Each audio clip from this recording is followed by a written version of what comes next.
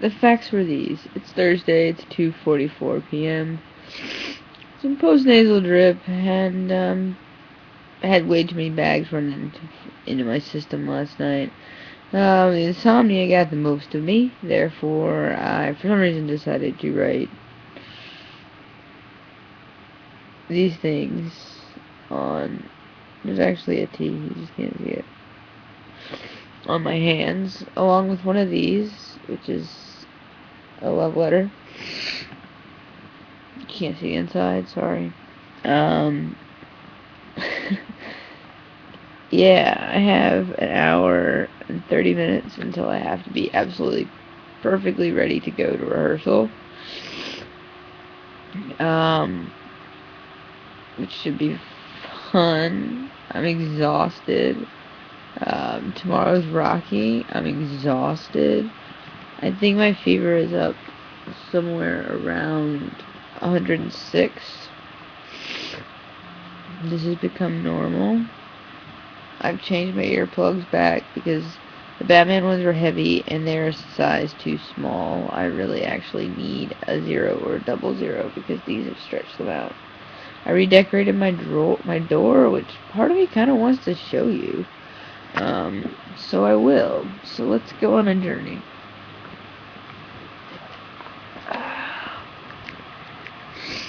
My blood red bed, in case I get any blood on it. Nobody knows.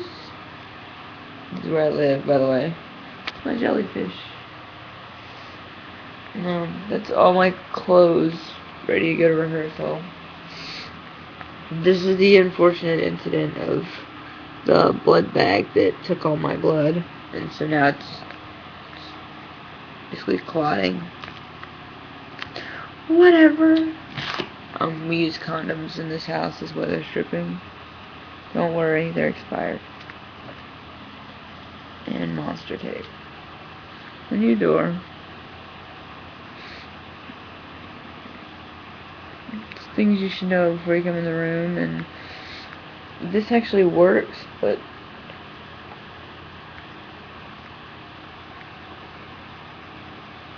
it's kind of gross.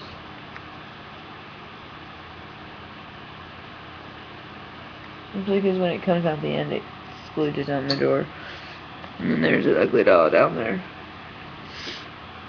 I don't really know what to tell you about this. Things that could be inside.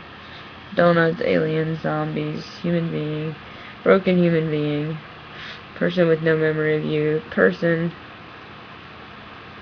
illness, insanity, madness, bad music and or TV, glows in the dark, aardvark.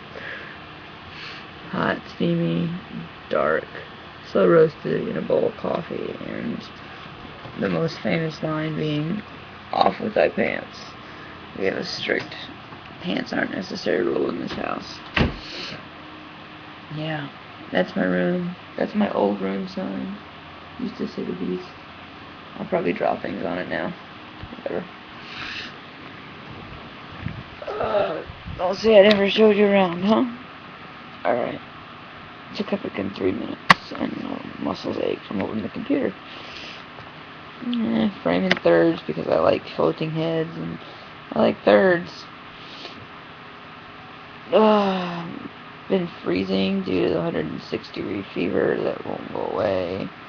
I have rehearsal tonight, and then I have Rocky meeting at 9, and then Rocky itself tomorrow. We're winding down to the last and final shows where we can say every freaking Friday, because starting in January we're going basically every other week, which sucks so much, but we'll get through it. We always crazily do, though I will miss a lot of people, mostly that have come and gone. And I put in a call today. I'm doing my actual health homework. I put in a call today to my surgeon's office to see if they could get a hold of Gemsick's office to see, oh, I said his name, I don't care anymore, to see if they would actually finally place a portacath in my chest, because it's what I asked for. and they wouldn't do it. And I've had every nurse come and see me, doesn't understand why, because you can't leave the central line in. So, I don't know what that means, but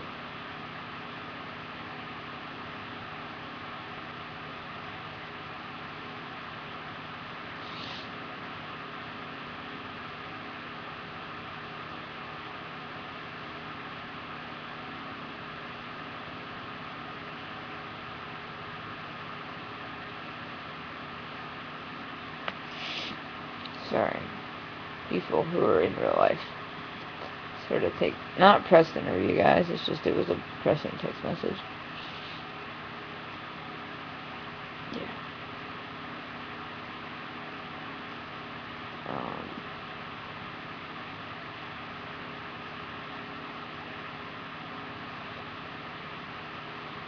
Just sort of exhausted over exhausted.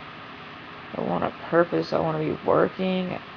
I want to pay for my own things. Like, I feel like people for some reason think that because I'm sick I get used to that, or that's something that I just want, something that just makes sense, and it doesn't. It doesn't make sense at all. I feel like it all goes back to Schindler, and it's life unworthy of life. It's Hitler who said that, actually. I mean, I'm puking today. What do? I decide, while I'm letting my T-gel rot into my body, that I'm going to paint my fingernails purple glitter, because I can. That is the kind of thing where I enjoy. Not knowing where my next meal is going to come, not knowing if I'm going to be able to get wherever I need to every week, not knowing if I'm safe, not knowing. And granted, this is better than some of the situations I found myself in over the past year. I have a place, but it's essentially eroding at a really good friendship, to where I feel like a prisoner and something that's only worthy to be here if it can be ignored. And that's just sort of painful. I mean, we were so close, and over money, and money is such a stupid thing in theory to both of us, but I understand that, when your parents are writing you about money, you have to put value on it. I mean, I have people writing me about money. I put value on it.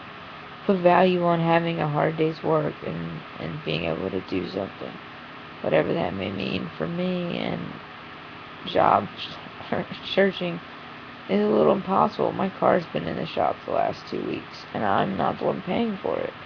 My mom has been generous enough to pay for it, but